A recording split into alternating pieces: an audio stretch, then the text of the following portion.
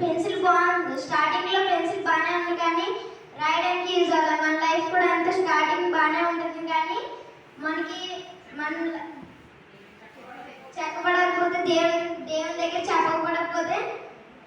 చెక్కబడకపోతే మనం దేనికి యూజ్ అవ్వం. ఈ షార్ప్నర్ దేనికి సూచన అంటే జీసస్.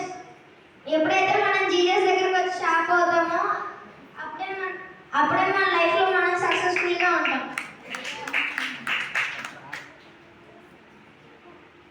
ఇదేంటిది? ఎరేజర్.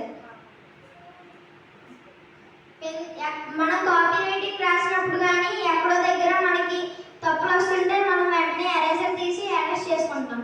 కానీ మన పాపాలను ఎవరు అరెస్ట్ చేస్తారు? ఎప్పుడైనా డౌట్ వచ్చిందా మీకు?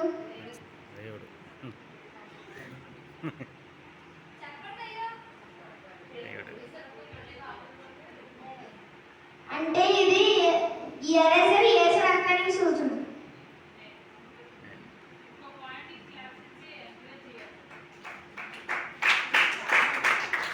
ఇప్పుడు నేను ఒక లైన్ గీసాను కానీ నాకు అది అవసరం వచ్చినట్టు రాలే, నాకు ఇష్టం వచ్చినట్టు రాలే.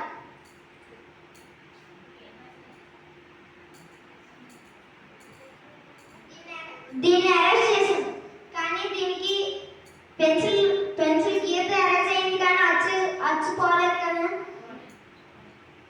అదే మనం గీసినప్పుడు మన అచ్చు మనకు కనబడుతుంది.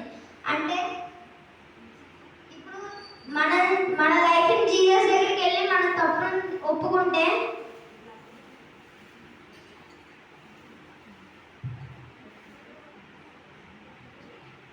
అచ్చు కనబడలేదు కదండి. మనుషుల దగ్గర మనం పశ్చాత్తాపం పొందితే మనకి ఎంతో కొంత పాపం మనలో ఉంటుంది. అదే జీసస్ దగ్గరికి వెళ్ళి పశ్చాత్తాపం పొంది ఉంటే మనలో ఏ దోషము ఏ పాపం ఉండదు, పూర్తిగా మనం కలుగుతుంది. అందుకే అందరూ ఎరేజర్ లాగా మన లైఫ్ని దేవుని దగ్గర శుద్ధిపరచుకోవాలి.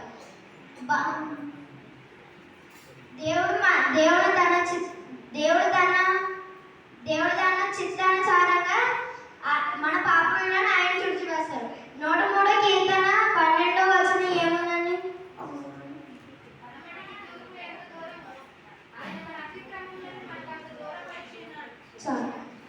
అంటే మనం ఒకవేళ మనం పడమట్లో ఉంటే ఆయన మన పాపములను